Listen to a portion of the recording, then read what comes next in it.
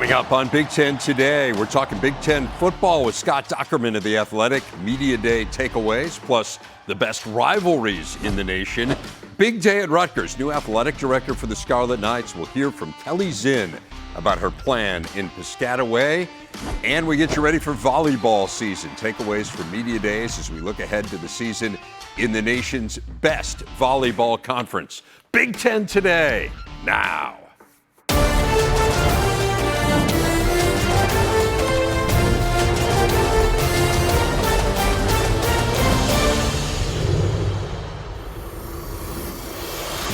Welcome into this Big Ten Today on a Wednesday. I'm Dave Revson. Lots to get to in the next half hour, including the opening of football camps throughout the conference. But we start with a day that Rutgers has been looking forward to for nearly a year. That is our big story. The Scarlet Knights introducing their new athletic director today. It's Kelly Zinn, who comes from LSU, where she's been the deputy AD, working there under new Rutgers president William F. Tate IV. Zinn, a West Virginia grad, spent more than a decade there as well. She fills the void left by Pat Hobbs, who resigned last August. Zinn impressed by the potential on the banks. The fact that we sit directly in the media market that we're in and where that's at, that shouldn't just be a stat, right? And instead, I think that's an incredible asset that we can absolutely capitalize on. Young men and women coming into college sports today, they care about their brand. And there's a balance to that individual brand and empower and elevating that, but also doing it in a way where it also lifts that program as a whole. And so we did a great job of that in my past life, and I have no doubt that we're going to be able to do the same thing here at Rutgers. So exciting day in New Jersey, exciting last couple days of the Big Ten Network as we welcome players and coaches from all 18 conference schools to our Chicago studios for Volleyball Media Days. Current Big Ten teams have won 13 of the last 20 national championships, including Penn State last year. Conference figures to be elite again. Rick Pizzo anchoring our Look Back. Dave, thanks. Joined by Elena Sklar and Holly McPeak, who I was lucky enough to spend the past 2 days with during our coverage of 2025 Big Ten Volleyball Media Days. Holly, got to hear from 18 coaches, 36 student athletes representing everybody inside the league. It's hard to encapsulate it into just one or two thoughts, but what were some of your biggest takeaways? A lot of hungry teams. We heard athletes say grit, as you said earlier. A lot of teams wanting to make a big move in the conference. Coaches very optimistic about the upcoming season. And I think the story is like adding the new talent to their teams and how are they going to mesh, and culture is a big part of that. We talked to so many teams about their culture and their goals for this season, and everyone just seemed so locked in and dialed in, knowing exactly what they need to do to be successful in the 2025 season. I also feel like there were just themes of getting to know these players on a personal level and understanding, like, yeah, you see them as athletes on the court, but getting to know them a little bit more.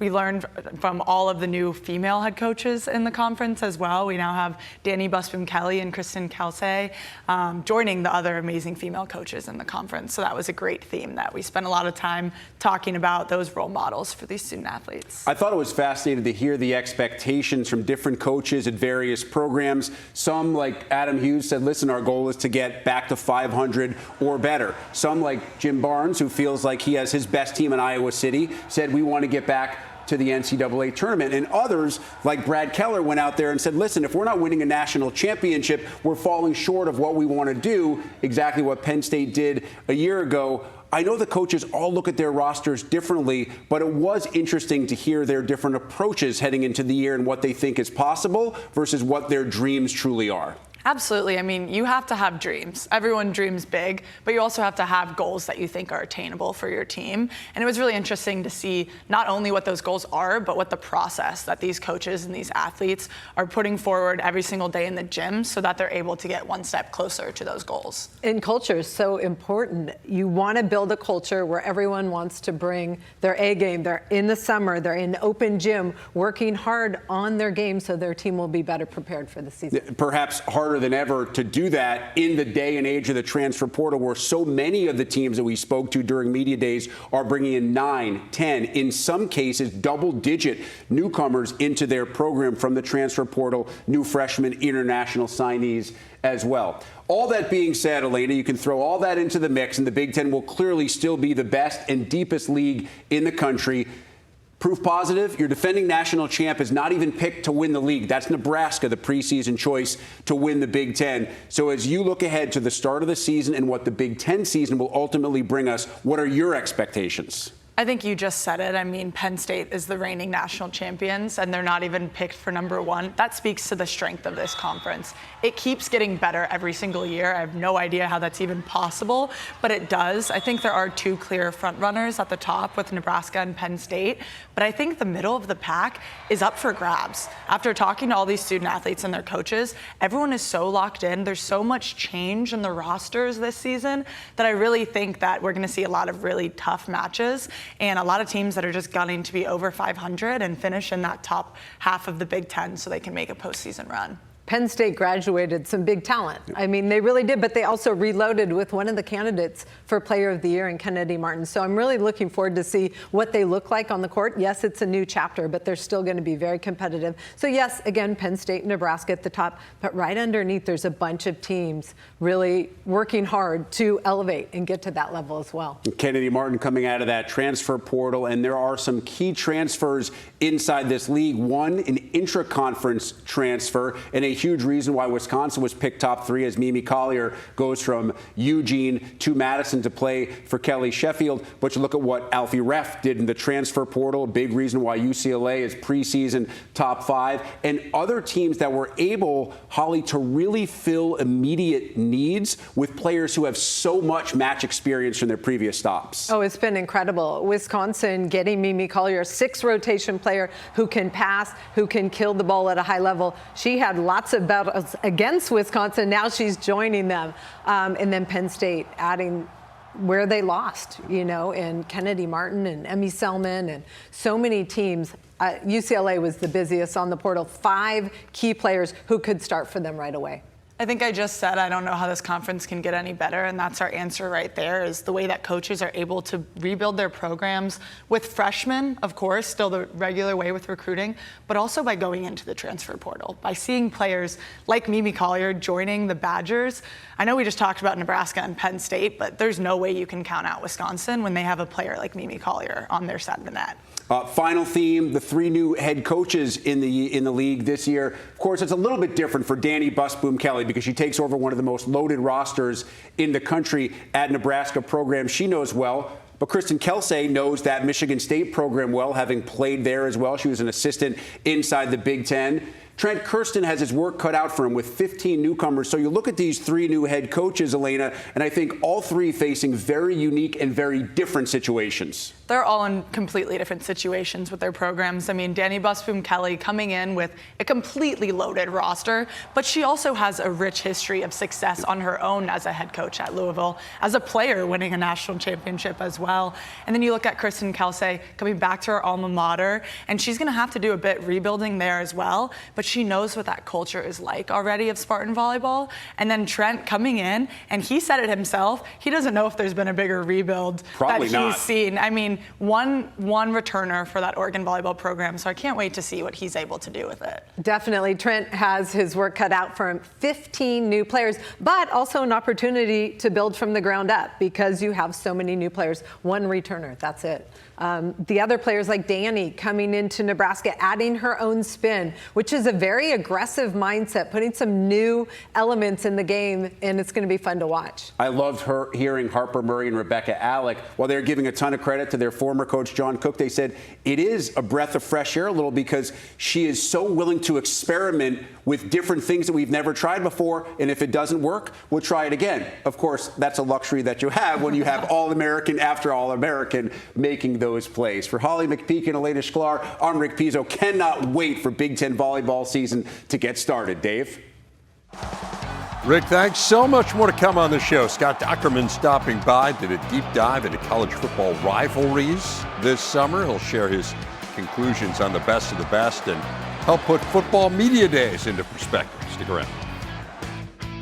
Big Ten Today is sponsored by DirecTV.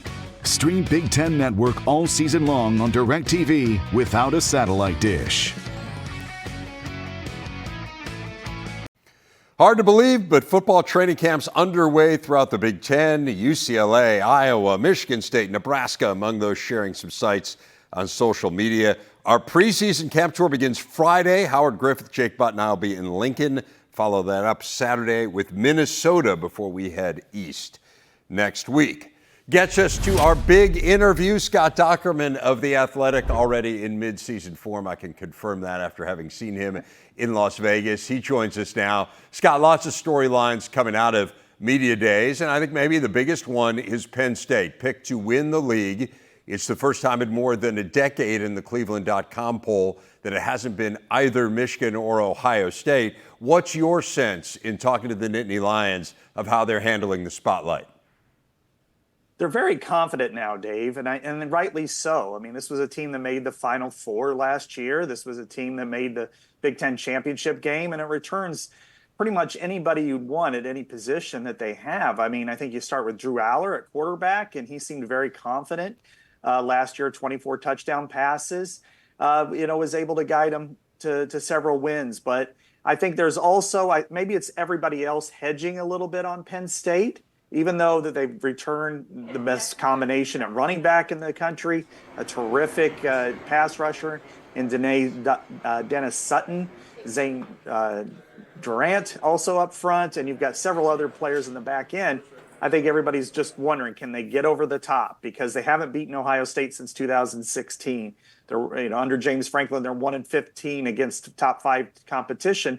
But I think that this year they do have that team that's capable of doing that, and I think they showed that and displayed it out in Vegas. Yeah, I agree with you. I don't think they were ducking it at all. I think they were really embracing the expectations.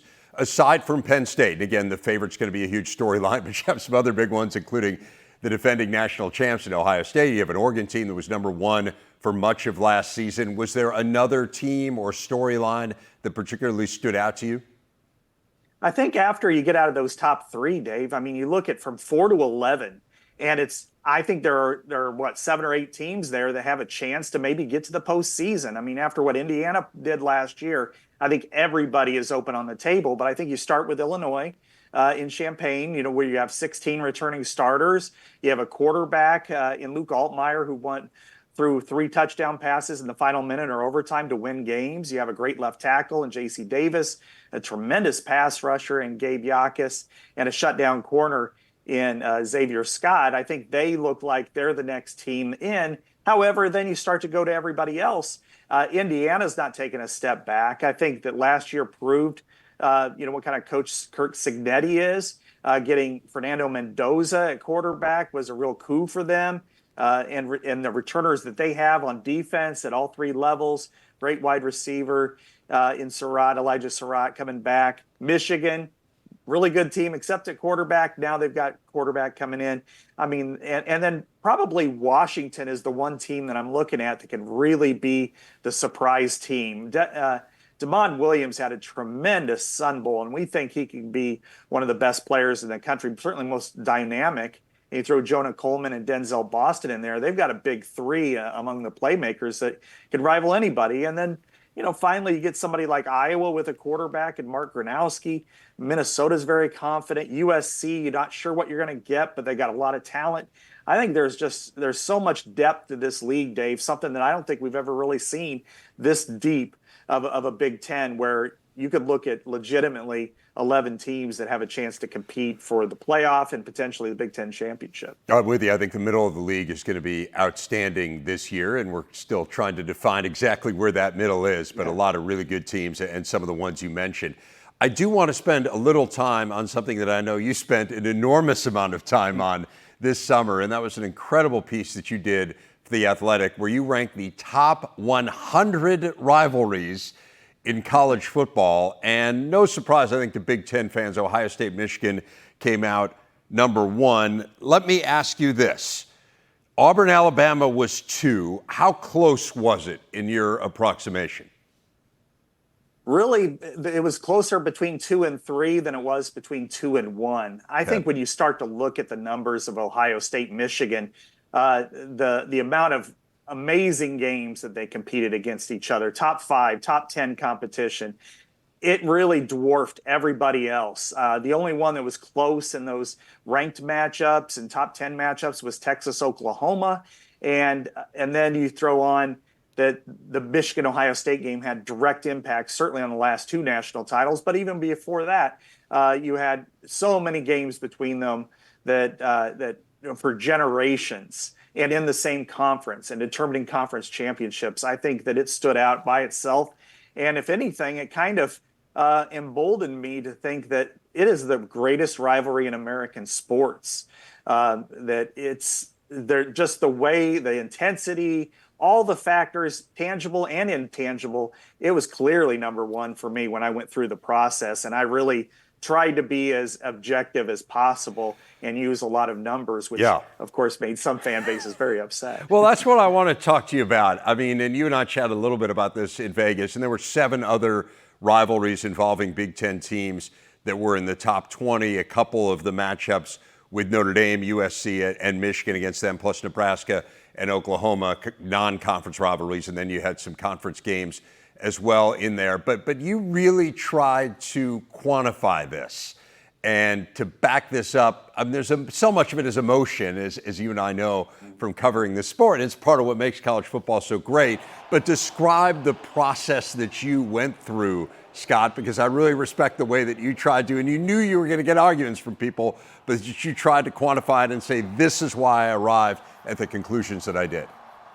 Yeah, it really got difficult, Dave, when we got into about the top 35, from about 35 to 15, because you're dealing with great border rivalries and you're dealing with great in-state rivalries. So anywhere you are in this country, whether it's in Utah with the Holy War or the Backyard Brawl or Clemson, South Carolina, Iowa State, the Egg Bowl, they're the most important game in that state in that season, and the intensity is off the charts. Well, it's really hard to measure who's more intense where without just using extreme bias. And I wanted to try to take this from a 20,000-foot view.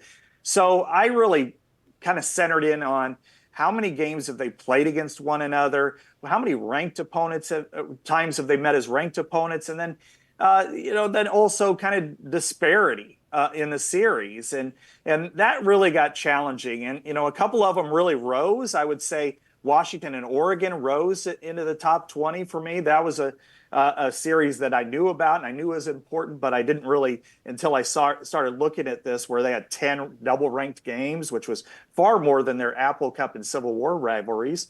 But then, Iowa State kind of fell because they only had one ranked matchup. And but I tell you what, that when it comes to the intensity of hatred for these rivalry games, it came out in it was fine fashion, let's say, on social media, where some fans were really miffed when they couldn't quite get in the top 25. Well, whenever you attack an endeavor like this, I suppose you're kind of opening yourself up to that. I want to ask the biggest question of all that I wondered, as someone who, look, I wrote a book, so I know how time-consuming projects like this can be, but how much time did you spend on this, Scott? Because it was exhaustive. You obviously had to consider far more than 100 rivalries to arrive at the top 100. The presentation really was beautiful. You guys did a great job with it. So how long did this take?